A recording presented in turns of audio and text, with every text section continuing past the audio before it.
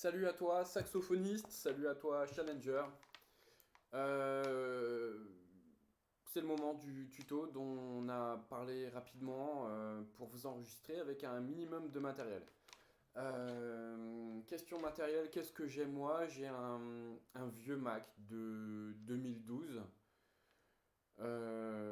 que j'aime bien parce qu'il est assez silencieux, assez résistant. Il a une sortie surtout numérique pour l'enregistrement audio sur d'autres périphériques, sur les transferts audio.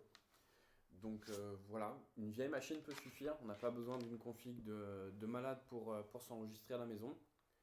On a besoin de quoi d'autre? On a besoin d'un casque.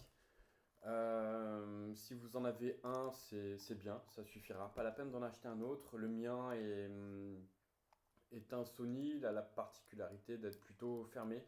Donc même si j'ai l'instru fort dans les oreilles, ça s'entendra pas niveau micro. Chose importante, on évite les kits main libre, genre voilà, ce genre de choses, qui est très bien pour téléphoner ou écouter de la musique avec son téléphone, mais qu'il va falloir éviter pour l'enregistrement, tout simplement parce que BandLab risque de prendre le micro du kit main libre plutôt que le micro de votre ordinateur, téléphone ou tablette, peu importe ce que vous utilisez, on va pouvoir se débrouiller. S'il y a besoin, pour Android, je ferai peut-être un autre tuto à base de capture d'écran si nécessaire. Donc, on a un casque, on le branche, hop, tac, et on va lancer BandLab. C'est pas une application, c'est juste un raccourci Chrome que je me suis créé sur le bureau. Si vous n'avez pas de compte, par défaut, vous allez arriver sur cette page d'accueil et vous avez ici donc la possibilité d'avoir déjà des tutos, la possibilité de télécharger l'application. Tiens donc d'ailleurs, je vois qu'il y a l'application pour Windows, mais je vais peut-être la prendre finalement. Allez, je vais la prendre et puis on regardera ça plutôt en fin de tutoriel. Je savais pas qu'il y avait l'application pour Windows, comme quoi il sert à tout le monde ce tuto. Si on a déjà un compte, on clique sur connexion. Si on n'en a pas, on clique sur s'inscrire. On peut créer un compte à partir de d'autres comptes. Ça, je sais pas ce que c'est. À partir du numéro de téléphone, je pense. Son compte Google, son compte Facebook, son compte Apple. Moi, je l'ai fait à partir de mon compte Google, tout simplement parce que, bah, avec l'appli Android, en fait, il est assez facile du coup d'aller chercher les instrus sur Google Drive. Tac.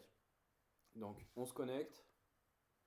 Une fois que c'est fait, on va arriver sur la page d'accueil de BandLab et on a l'impression qu'il y a toute une communauté de musiciens derrière cette appli. Voilà, j'ai pas pris le temps d'aller voir, mais voilà, on voit des concours, on voit la possibilité de créer des clips ou des morceaux. Enfin, quand on cherche un peu les tutoriaux BandLab, on voit qu'on peut faire des chansons, des instrus assez rapides, du rap, enfin ce que vous voulez.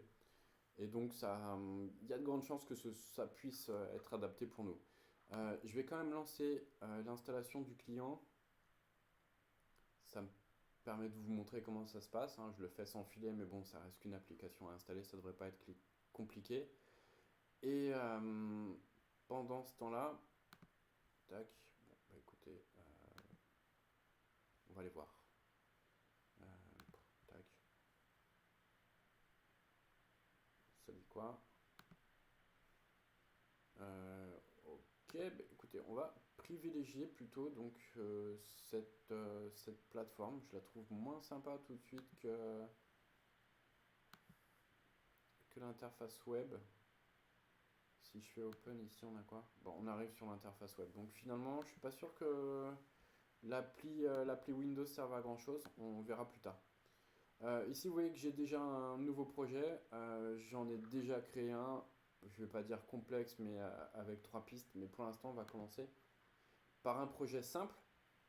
Donc, on importe notre backtracking. Si vous ne l'avez pas téléchargé, vous voyez qu'il ne vous propose pas d'aller chercher sur le drive naturellement. Donc, il va falloir Peut-être au préalable, si vous ne l'avez pas déjà fait, allez chercher votre backtracking dans Saxo Challenge, partition, et puis le morceau adapté au groupe que vous avez choisi. On sélectionne le morceau et puis on fait ici Download. Ou un clic droit, si je prends une souris, je crois que ça marche aussi. Download. Tac, on le télécharge et puis on récupère ça dans ces téléchargements. Hop. Donc avec BandLab, il suffit donc de faire importer, de cliquer sur son backtrack, ouvrir, et ça la charge assez rapidement. Avant de faire quoi que ce soit, on peut vérifier qu'on a la bonne instru. Voilà, c'est le cas. Donc c'est bon pour le backtracking. On peut éventuellement le renommer si on veut mettre de l'ordre dans son projet. Là, en l'occurrence, on risque d'avoir deux pistes, voire trois, donc il sera assez facile de s'y retrouver, mais n'hésitez pas à être ordonné, organisé dans la création de vos projets. Et ensuite, on va créer une piste pour l'enregistrement du saxophone, donc en utilisant le micro de votre périphérique et pas un micro rapporté en USB, en jack ou via une carte son. Voilà, on part vraiment du principe qu'on a un minimum de matos ou très peu de budget à mettre dans ce projet et on va essayer d'utiliser ce qu'on a. Encore une fois, on peut renommer la piste. Tac, on peut aussi la taguer avec une couleur si on veut. Je sais pas trop à quoi ça sert parce que tout est noir. Ouais, voilà, c'est ici le petit label qu'on voit ici, tac tac, puis la couleur de la piste une fois qu'on aura du contenu. Ok, peu importe pour la vue, ça change pas grand chose. On voit ici une gestion du volume, ça c'est plus pour le mixage à la fin, ça n'a aucune incidence sur le niveau d'enregistrement. Encore une fois, là c'est si on fait mute, quand on lit une piste mutée, il n'y a pas de son, hein, forcément. Si on fait solo, on n'aura que cette piste. Si on veut isoler une piste pour bien l'entendre, mieux l'entendre, afin d'y apporter des effets, il faut utiliser ça. Je vous invite à ne surtout pas mettre d'effets sur votre enregistrement. Pour le projet, libre à vous de faire un projet parallèle, de gérer vos enregistrements tels que vous le souhaitez, en rajoutant de l'écho ou quoi que ce soit. Mais pour le montage vidéo, j'aurais vraiment besoin de vidéos brutes et d'audio brut. Et on verra ensuite s'il faut rajouter des effets, mais il faudrait que ce soit les mêmes pour tout le monde. Donc que j'ai des fichiers bruts. On a créé la piste pour le saxo, on a créé le backtrack et on est à peu près prêt à enregistrer. On va quand même vérifier le niveau du micro. Je ne l'ai pas vérifié sur mon enregistrement. J'utilise personnellement OBS. J'espère que le son va être assez fort pour que vous entendiez ce que je vous dis. Pour vérifier le niveau du micro, on va dans le panneau de configuration de Windows et dans Son. Très logiquement, le micro est un périphérique d'enregistrement et on va ici, vous voyez, on a le vumètre qui est assez bas. Donc j'espère vraiment ne pas avoir à refaire cette vidéo parce que le son est trop faible. Et si je vais dans la vérification des niveaux ici, on voit que j'avais déjà préparé le niveau pour le saxo. Mais vous voyez que si je mets tout à fond, le vumètre il s'excite tout de suite et vous devez m'entendre peut-être un peu trop maintenant sur le tuto. Donc je vais rebaisser les niveaux à la moitié et je vais voir ce que ça donne avec le saxo. Les notes qui portent le plus, les notes qui portent le plus sont les graves. Si je joue la partition grave de la deuxième partie du saxo, allez où?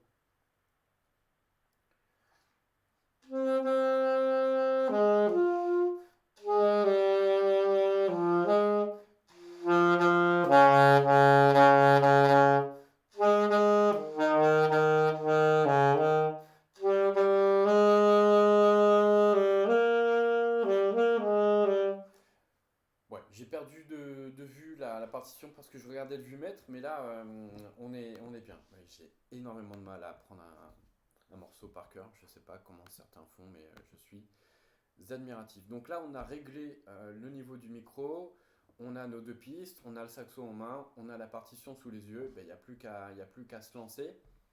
Je vais faire un début d'enregistrement où si je me laisse emporter par le morceau, je vais le faire en entier sur le tuto, mais je vous montrerai un projet pas plus abouti, pas plus réussi, mais en tout cas plus complet.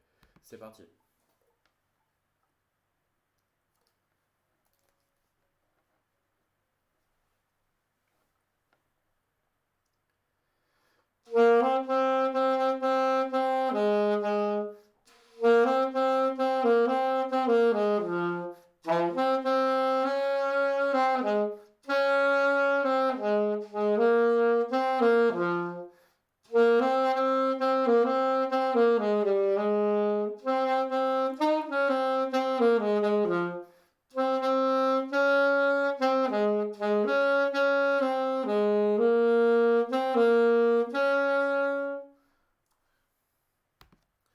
J'y suis pas, je suis parti trop tôt. Et ça suffit en fait hein, pour vous montrer vraiment le tuto.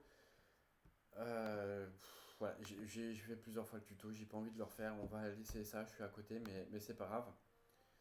Voilà, ça vous permet de vous montrer qu'on a sa piste. Ensuite, on peut, si on juge que l'instru est trop basse, on peut la remonter. Si le saxo est trop fort, on peut le baisser. Ou le contraire. Voilà, donc je vous parlais tout à l'heure des boutons mute. Si on veut écouter que le saxo, on peut faire ça. Si on veut écouter que le saxo, on peut aussi faire. Merde, pas ça. Comment je fais pour sortir de là? Je clique ailleurs. Voilà, même effet. Muter quand on a deux pistes, hein, muter une piste ou mettre solo sur une piste, ben, forcément c'est pareil. Je vous montre pas comment on fait les effets parce que voilà, c'est pas vraiment le but du tuto. J'ai fini de vous montrer comment faire un enregistrement rapide. Pensez à sauvegarder vos travaux. On peut les publier si on a envie sur l'application BandLab. Encore une fois, c'est pas le but du tuto, mais libre à vous de le chercher, de le publier. On peut donner un nom au projet ici par exemple. Tac, dernière sauvegarde jamais, je le sauvegarde une fois, voilà, tac. Et maintenant, si je reviens sur la page d'accueil par ici, je pense, on devrait pouvoir accéder voilà, à ces projets. Et si j'en ouvre un autre, ouvrir dans Mix Editor, j'imagine que Mix Editor c'est ça, voilà. On peut donc comme ça stocker plusieurs projets d'enregistrement. Je ne sais pas s'il y a une limite. Euh, pour l'instant, l'application est gratuite. En général, sur les applis gratuites, il y a toujours un seuil de gratuité. Peut-être qu'au bout d'une certaine quantité ou d'un certain poids de fichier, il va falloir payer. Je ne sais pas. Donc là, on voit que j'ai ma backtracking, j'ai un saxo alto, puis j'ai rajouté une piste parce que sur la partition, il y a deux saxos. Donc voilà, on peut un peu s'amuser à faire des ensembles de saxophones avec cet outil.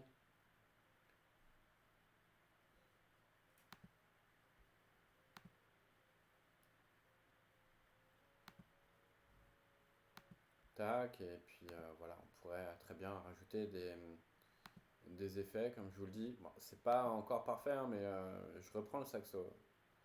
Un peu d'indulgence. Je vais finir là-dessus et puis bah, je vais écouter pour la 150e fois, voir si le tuto est pas trop mal. Et voilà, je vous dis à bientôt. N'hésitez pas, si vous avez des questions, à les poser sur le groupe, sur le chat, sur Google Drive, dans le fichier boîte à idées. Vous pouvez créer des fichiers boîte à questions. Enfin, vraiment, n'hésitez pas à vous investir dans la technique. Euh, voilà, moi, la technique, c'est mon métier, c'est une passion, mais il y a celle-ci aussi. J'aimerais travailler un peu plus le morceau et voilà, j'ai un peu de mal à m'y mettre, on va dire, entre les impératifs familiaux, le petit chien qui vient d'arriver dans la famille, qui a un peu du mal à appréhender le bruit du saxo. Mais voilà, si vous pouvez participer un peu à la communauté, enfin au groupe en tout cas, n'hésitez pas. À bientôt, ciao!